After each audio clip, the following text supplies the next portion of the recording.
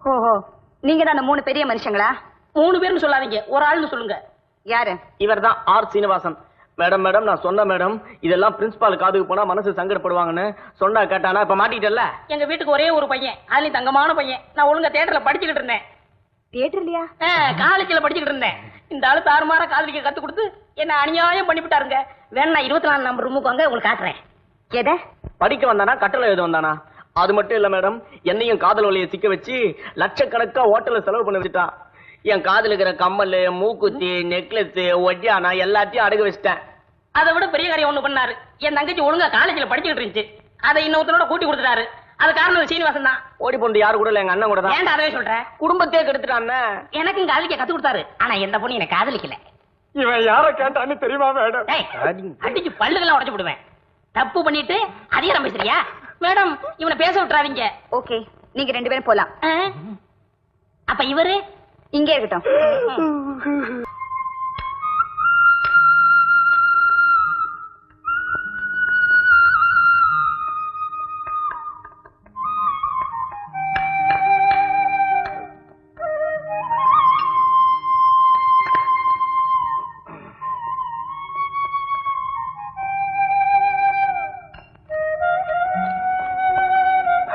வரம்பா. உங்களுக்கு என்ன வேணும் சார்? இந்த கடையில இருக்கிறதுலயே குயின் எலிசபெத் போடுற மாதிரி பிரமாதமான ஒரு Dress ஒரு 125 ரூபாய்க்குள்ள ஒன்னு எடுத்துக்காட்டு. குயின் எலிசபெத் எங்கேயாவது 125 ரூபாய்க்கு ட்ரெஸ் வாங்கி போடுவாங்களா சார்? அதே கேட்டேன், அந்த மாதிரியா? இதுல ஏதாவது பிடிச்சிருக்கா பாருங்க. நீ சுத்த, நானே பாத்துக்கிறேன். இந்த Dress நல்லா இருக்க. இது என்ன விலை? 175 ரூபாய் சார். கொஞ்சம் ஜாஸ்தி தான், பரவாயில்ல, பேக் பண்ணு. சார், இது வேற ஒருத்தர் ஆர்டர் பண்ணிட்டு போயிருக்காரு. யோ, இது என்ன ஹோட்டலா ஆர்டர் பண்றதுக்கு? எவனாவது கையில காசு இல்லாத ஆர்டர் பண்ணிருப்பான். நான் ஃபுல் பணம் தரையா, பேக் பண்ணு. சாரி சார், இதுக்கு ஏற்கனவே பணம் கொடுத்துட்டு போயிருக்காங்க. அட, என்ன அவங்ககிட்ட பெரிய வம்பா போச்சு. இதெல்லாம் யாரும் ஆர்டர் பண்ணலையா? கிடையாது சார். இது வேணா எடுத்துங்களேன். இது நல்லா இருக்கு. இது என்ன விலை? 10 ரூபாய் ஜாஸ்தி ஆகும். பரவாயில்ல, பேக் பண்ணு. சரி பாரு, பர்த்டேக்கு பிரசன்ட் பண்ணோம், பியூட்டிஃபுல்லா பேக் பண்ணு. உன்னை காலன் தனியா பார்க்கணும் தவிச்சிட்டு இருக்கேன். அதான் காலையிலேயே பார்த்து பர்த்டே விஷ் பண்ணிட்டீங்களே. விஷ் பண்ணிட்ட போருமா? பிரசன்டேஷன் கொடுக்கணுமா? பிரசன்டேஷனா? ஆமா, உனக்கு பிடிச்ச கலர்ல ஒரு சுடிதார் வாங்கிட்டு வந்திருக்கேன். ஐயோ, இதெல்லாம் எதுக்கு முரளி? உனக்காக தான்.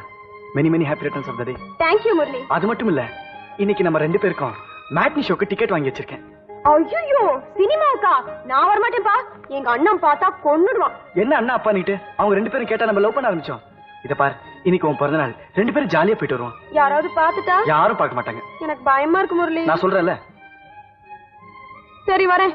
என்ன படம்? காதல் படுத்தும் பாடு. இந்த படம் பார்த்து தானே தெரிஞ்சுக்கணும். கரெக்ட். நானும் அதே கேள்வியை தான்டா கேட்க நினைச்சேன். சினிமா தியேட்டர்ல உட்கார்ந்து 2 மணி நேரத்தை வேஸ்ட் பண்றதை விட எங்கேயாவது ஹோட்டல்ல ரூமை போட்டு ஜாலியா இருக்க வேண்டியது தானே. நான் உங்ககிட்ட அட்வைஸ் கேட்கல, உங்க வேலையை பார்த்து போறீங்களா? எங்கடா போறது? ஒண்ணு பண்ணுவோம், 2 பேரும் தியேட்டருக்கு போவோம். நீங்க ஸ்கிரீன்ல படத்தை பாருங்க, நாங்க உங்களை பாக்குறோம். தம்பி, நாம 2 பேர் சந்திச்சு 1 வாரம் கூட ஆகல, தழும்பு மாறத்துக்குள்ள தப்பு பண்ண பாக்குறீங்களே. ச்சே, வாங்க முரளி, கண்டவன் கூட நான் பேசிக்கிட்டு. இத பாருடா, நாங்க 2 பேரும் தியேட்டர் தான் போறோம். தைரியம் தாங்க, வா சந்திப்போம். அடிக்கிறத தவிர மிச்சம் எல்லாம் பண்ணுங்க. ஸ்டமக் எரியுது.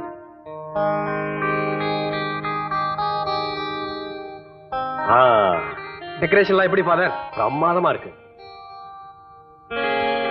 ஆமா, மணி 5:30 ஆக போகுது, இன்னும் ராணியை காணுமே.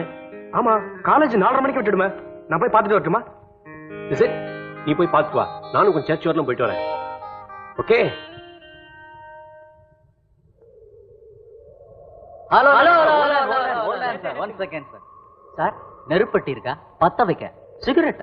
நான் சிகரெட் பிடிக்கிறது இல்ல, வரேன். சார், என்னம்மா? சார தெரியாது? நம்ம காலேஜ்ல படிக்கிற ராணி, அவளோட அண்ணன் தான் சாரு. ஆமா. வணக்கம் சார். வணக்கம்.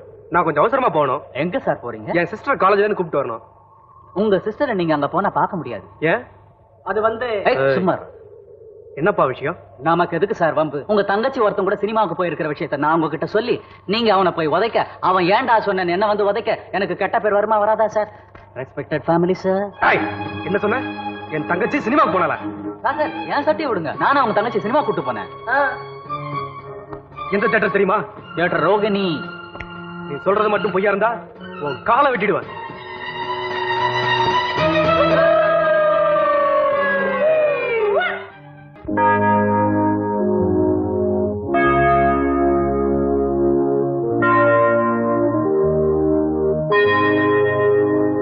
நமது பங்கில் இருக்கும் ராணிக்கும் திருச்சி புனித வளவனார் பங்கைச் சேர்ந்த சுந்தரமூர்த்தி சிவகாமி இவர்களின் மகன் முரளி என்கிற லாரன்ஸுக்கும் கல்யாணம். இது முதல் ஓலை. இந்த கல்யாணத்தில் ஏதாவது குறைபாடுகள் இருப்பின் தந்தையிடம் தெரிவிக்கவும். ஐயா யாரது? கும்பிடுறேனுங்க. உள்ள வரலாங்களா? வாங்க. ஆஹா, என் பேரு தம்பி துரைங்க. ஐயா தான் இந்த கோயிலுக்கு சாமியாருங்களா? ஆமா, என்ன விஷயம்? அது ஒண்ணே இல்லைங்க, தம்மா துண்டு விஷயம். இப்ப உங்ககிட்ட வளருதுங்களே ராணி, அது எங்க பொண்ணு. உங்களுக்கு ஞாபகம் இருக்குங்களா? 18 வருஷத்துக்கு முன்னாடி உங்க சர்ச்சு வாசல்ல நான் தாங்க அதை போட்டு போனேன். அப்ப அந்த குழந்தைக்கு பெரிய ஆபத்தே இருந்துச்சு. அதனால தாங்க அப்படி செஞ்சேன். இப்ப அந்த குழந்தைய கூட்டு போலான்னு வந்திருக்கிறேங்க. ஆனா ஒண்ணுங்க, அந்த குழந்தைய வளர்க்கறதுக்காக நீங்க எவ்வளவு செலவு பண்ணீங்களோ அதுல 10 பைசா பாக்கி இல்லாம கொடுத்துட்டான் கூட்டு போவேன். என்ன பேசுறோம், யார்கிட்ட பேசுறோம் தெரியாம பேசிட்டு இருக்கீங்க. மரியாதையா எழுந்துச்சு வெளியில படுங்க. இல்லன்னா போலீஸ்ல கம்ப்ளைண்ட் பண்ண வேண்டி வரும். பண்ணுங்க, யாரு வேணாங்கிறது? ஏங்க இதெல்லாம் பாருங்க, இது ராணி பிறந்த பர்த் சர்டிபிகேட். இங்க பாருங்க, கார்பரேஷன்ல சீல் குத்தி ஸ்டாம்ப் எல்லாம் போட்டு கொடுத்துருக்கான். அடுத்து இது போலீஸ் ஸ்டேஷன்ல நீங்களா உங்க கைப்பட எழுதி கொடுத்தது. பெத்தவங்க எப்ப கேட்டாலும் சட்டப்படி குழந்தைய ஒப்படைச்சிடறேன்னு சொல்லி இத போலீஸ் ஸ்டேஷன்ல வாங்கினேன். இதெல்லாம் இல்லாமல நான் கேக்குறேன். எங்க பெரிய மனுஷங்கிட்ட நான் என்னங்க பொய்யா சொல்ல போறேன்? எத்தனை சர்டிபிகேட் கொண்டு வந்தாலும் சரி, இத்தனை வருஷமா நான் வளர்த்த ராணி என் பொண்ணு இல்லேன்னு போயிடுமா? வளர்த்த பாசத்துல நீங்க சொல்றீங்க. ராணி அவங்க அம்மாவை பார்த்து செத்த பாசத்துல ஓடியாந்துட்டா, நீங்க என்ன பண்ணுவீங்க? அது மாதிரி அவ நிச்சயம் செய்ய மாட்டா. ஏன்னா நான் அவளை அப்படி வளர்க்கல. பெத்தவ என் தங்கச்சிங்க பொண்ண பாக்கணும்னு ஆசைப்படுறான். வீட்டுக்கு கூட்டு வரலாங்களா? உண்மையிலேயே ராணியை பெத்தவங்க அவங்களா இருந்தா நிச்சயமா எப்ப வேணா எங்க வீட்டுக்கு வந்து அவங்க ராணிய பார்க்கலாம். இப்ப நீங்க போகலாம். அப்படி சொல்லிட்டீங்களா? சுத்தம். ஃபாதர் வாங்க. என்னதான் இருந்தாலும் உங்க நல்ல மனசு யாருக்குமே வராது ஃபாதர். என்னடா அங்க கோவமா பேசிட்டீங்களே, என்ன ஆகுமோன்னு பயந்தே போயிட்டேன். 1000 தான் இருந்தாலும் பெரிய மனுஷன் தான். தங்கச்சி, ஐயாவை பார்த்தா அப்படியே இயேசு கிறிஸ்து மாதிரி இருக்கிறாரு. அவரு புண்ணியத்தை எல்லாமே நல்லதா நடக்கும். உட்காருமா, உட்காரு. ராணி, ஃபாதர் உன்னை பார்க்கத்தாமா வந்திருக்காங்க. நெல்லுங்க ஃபாதர். நீங்க இருந்து நாங்க யாருன்னு பாப்பாவுக்கு சொன்னாதானே எதுக்கு வந்திருக்கிறோம், என்ன விஷயம்னு அதுக்கு தெரியும்.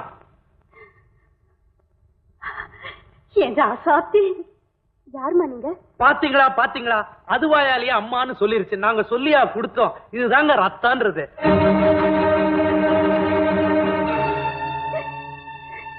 ஃபாதர், யாரு இவங்களா? என்ன சொல்றாங்க? எனக்கு எதுவுமே புரியலையே. ராணி, அம்மாடி, இவங்கதான் உன்னை 10 மாசம் சுமந்து பெத்த அம்மா. அவங்களுக்கு நான் அண்ணன், உனக்கு நான் மாமன். இதெல்லாம் என்ன ஃபாதர்? புதுசா என்னென்னமோ சொல்றாங்க. ராணி, நான் உன்னை வளர்த்தேங்கிறது எவ்வளவு உண்மையோ அதே மாதிரி அந்த அம்மா உன்னை பெத்தவங்க தாங்கிறது உண்மைதாம்மா. ஆமாமா, நீ பச்சை மண்ணா இருந்தப்ப உன்னை தூக்கியாந்து கோயில் முன்னாடி போடலன்னா இன்னைக்கு உன்னை உயிரோட பார்க்க முடியாதுமா. அப்படின்னா இவ்வளவு நாள் இவங்க எல்லாம் எங்க இருந்தாங்க ஃபாதர்? இத பாருமா, அதையெல்லாம் நான் விளக்கமா சொல்றேன். நான் சொல்றது கொஞ்சம் தயவு செஞ்சு கேக்குறீங்களா? சொல்லுமா. வெளியில போங்க. புரியல? Get out. எஸ், வெளிய போங்க. நான் இந்த வீட்டை விட்டு ஒரு அங்குலம் கூட வெளியே வர மாட்டேன். நீங்க யாரும் என்கிட்ட பேச வேண்டாம். நீங்க யாரா இருந்தாலும் எனக்கு கவலை இல்ல. ப்ளீஸ் வெளியே போயிடுங்க. இத பாருமா, அப்படி எல்லாம் பேசக்கூடாது. கடல் மாதிரி வீடு இருக்கு, கப்பல் மாதிரி கார் இருக்கு. இதெல்லாம் இருந்தாலும் என் கால்ல முள்ளு குத்துனா, தன் கண்ணுல முள்ளு குத்துனா மாதிரி துடிக்கிற என் ஃபாதர் என் பக்கத்துல இருக்க மாட்டாரே. நீங்க பணக்காரங்க. என்ன மாதிரி ஒரு பொண்ணை விலை கொடுத்து வாங்கி கூட உங்க பாசத்தை காட்ட முடியும். தயவு செஞ்சு வெளியே போயிடுங்க, எனக்கு வேலை இருக்கு. ஃபாதர், கிச்சன்ல லஞ்ச் ரெடி பண்ணிட்டு இருக்கேன். சர்வன்ட் யாராவது வந்தா கொஞ்சம் பச்சை மிளகாயும் தக்காளியும் வாங்கிட்டு வர சொல்றீங்களா? ராணி, நீங்க போகலாம். ஃபாதர், பெரிய மனுஷன் நினைச்சனே, அது கூட மரியாதை கொடுக்கல. உரிய பொருளை உரியவங்கிட்ட கொடுக்கறவன் தான் உண்மையான கிறிஸ்தவன் பைபிள்ல எழுதி வச்சிருக்குத, அது கூட மரியாதை கொடுக்கல. சரி, உன்னாலானதை நீ பாத்துட்ட. இந்த தம்பித்துறை யாருங்கிறத நான் காட்டுறேன். பாத்தங்கச்சு.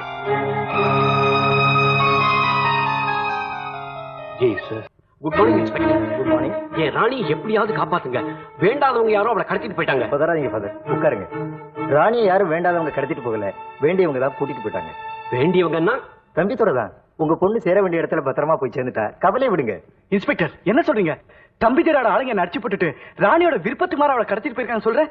நீங்க பாட்டுக்கு ஏதோ பேசிக்கிட்டு சீக்கிரம் ஆக்ஷன் எடுங்க சார். ராணி அவங்க பொண்ணுதாங்கிறதுக்கு வேண்டிய அத்தாட்சி வச்சிருக்காங்க. இந்த விஷயத்துல எங்களால எதுவும் செய்ய முடியாது. எங்களை பொறுத்த வரைக்கும் இது முடிஞ்சு போன கேஸ்.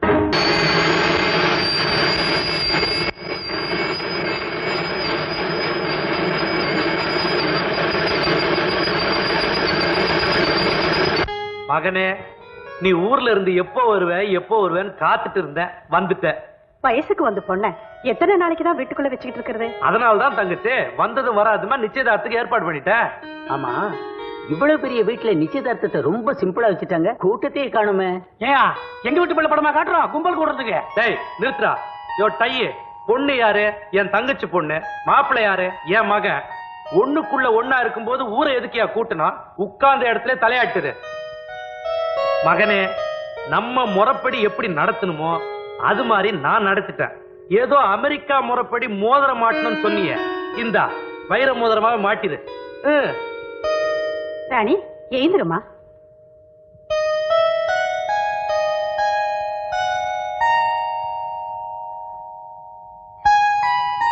வெக்கப்படாதே, மாப்பிள்ளை முகத்தை கொஞ்சம் தலை நிமிர்ந்து பாரு. தங்கச்சி கட்டாயப்படுத்தாதம்மா. எல்லா பொண்ணுமே இந்த நேரத்துல இப்படித்தான் இருப்பாங்க. கல்யாணம்னு ஒண்ணு ஆயிட்டா எல்லாம் சரியா போயிடும். நீ மாட்டுப்ப.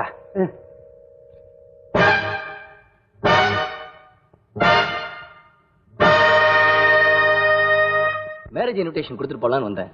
கண்டிப்பா வந்துரு. He is my friend. Hello. Hello. நீங்களும் கண்டிப்பா வந்துருங்க சார். ஷூர். ப்ளீஸ். தேங்க்யூ. என்ன சார் அப்படி பாக்குறீங்க? தம்பித்துறைக்கு நீங்க? நான் அவரோட ஒரே பிள்ளை. ரொம்ப நாளா ஃபாரின்லயே இருந்துட்டேன், இப்பதான் வந்தேன். ஏன் சிரிக்கிறீங்க? இல்ல, ஊருக்கே தெரிஞ்ச விஷயம் உங்களுக்கு தெரியலன்னு பாக்க. என்ன விஷயம் சார்? நீங்க கட்டிக்க போற ராணியும் நானும் ஒரே காலேஜில் தான் படிச்சோம். ராணியும் முரளிங்கிற பையனும் உயிருக்கு உயிரா காதலிச்சாங்க. இது தெரிஞ்ச தம்பித்துறை, அதான் உங்க அப்பா, ராணியை வலுக்கட்டாயமா கடத்தி கூட்டிகிட்டு போய் ரூமுக்குள்ள பூட்டி வச்சிருக்காரு. இதெல்லாம் உங்களுக்கு எப்படி சார் தெரியும்? உண்மையத்தான் சொல்றீங்களா? நீங்களே உண்மையை தெரிஞ்சுக்கணும்னா அருவங்காடு பக்கத்துல இருக்கிற மலையில ஒத்த மரத்தடியில தனியா உட்காந்து குடிச்சுக்கிட்டு இருப்பான் சார் முரளி. நீங்களே போய் அவனை கேட்டு பாருங்க சார், என்ன இருந்துச்சுன்னு. முரளி,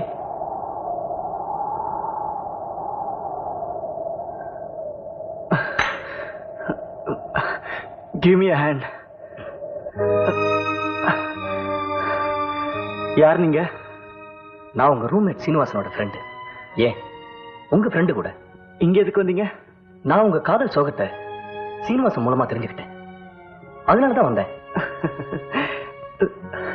கட்டிக்க போறவளை தொலைச்சிட்டவன் எப்படி இருக்கான்னு பார்க்க வந்தீங்களா? பாருங்க. அவ திரும்பி வருவான்னு நினைக்கிறீங்களா? நிச்சயமா அவ என்ன பார்க்க வருவா. ஆனா அங்க உள்ள கழுகுங்க அவளை வெளியே விடாம ரூமுக்குள்ள பூட்டி வச்சிருக்காங்க. என்னைக்கா இந்த வழியா வருவா. அன்னைக்கு நான் அவளை பார்ப்பேன், அவ என்ன பாப்பா. அது வரைக்கும் நான் இங்கதான் இருப்பேன், இங்கதான் இருப்பேன்.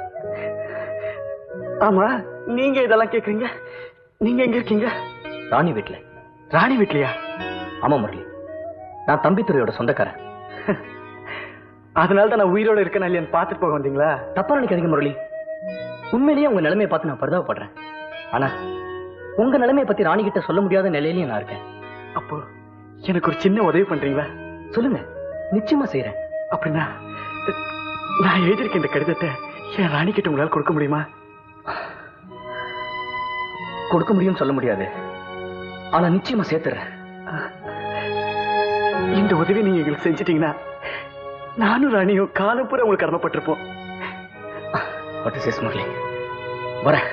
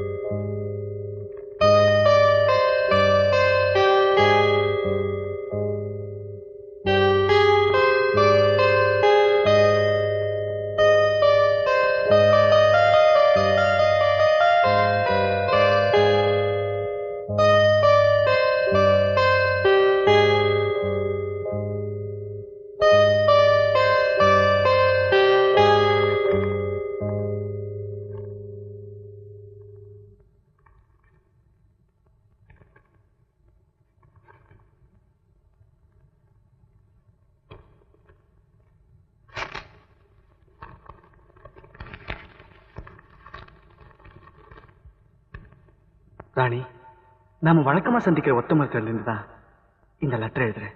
இதுக்கு முன்னாடி நம்ம சந்திச்ச ஒவ்வொரு நாளும் நீ இங்க வந்து எனக்காக காத்துட்டு இருப்ப. இப்ப நான் மட்டும் இங்க தனியா இருந்து ரொம்ப நாளா உனக்காக காத்துட்டு இருக்கேன். எனக்காவது ஒரு நாள் நீங்க திரும்பி வருவேங்கிற நம்பிக்கையோட தான் நான் இதே இடத்த காலம் பூரா உனக்காக உயிர் வாழ்ந்துட்டு இருக்கேன். சீக்கிரமா வந்து ராணி, இப்படிக்கு முரளி.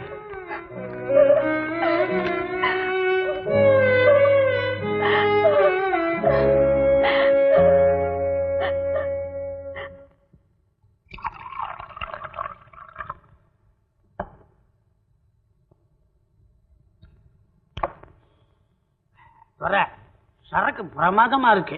என்ன விலை? 350 ரூபாய். 350? ஏன் ஒப்படைக்கிற? என்னாச்சு உனக்கு? ஒப்பா இருக்கிறாரு. நான் சாராயம் குடிக்கிறதுக்கு எப்ப பைசா கேட்டாலும் கொடுப்பாரு. மாச கழிச்சியில கணக்கு பார்த்து சம்பளத்துல புடிச்சுக்குவாரு. ரொம்ப மாசமா நான் அவருக்கு சம்பளம் கொடுத்துருக்கிறேன். அத மாதிரி நீ ஆக்கிடாது. அப்படிலாம் நான் கேட்க மாட்டேன். நீ அடி. அடின்ற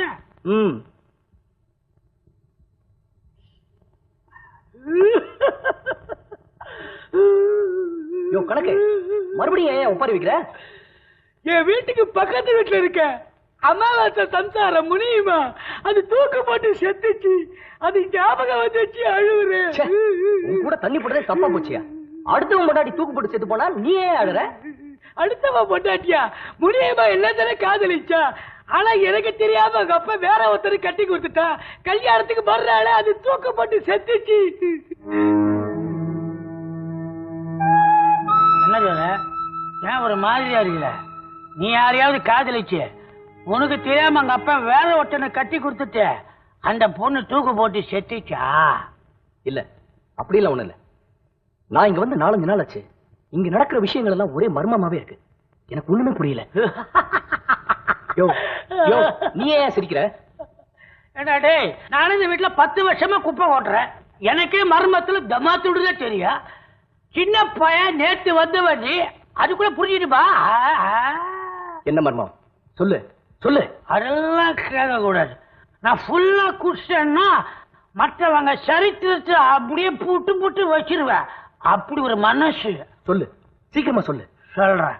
இந்த பங்களாவுக்கு பின்னால இருக்கிற அவுட் ஹவுஸ்ல ஒப்ப யாரோ ஒருத்தனை கட்டி வச்சு அடிக்கிறான். அவன் இன்னைக்கு நாளைக்கு செத்து போயிடுவான்.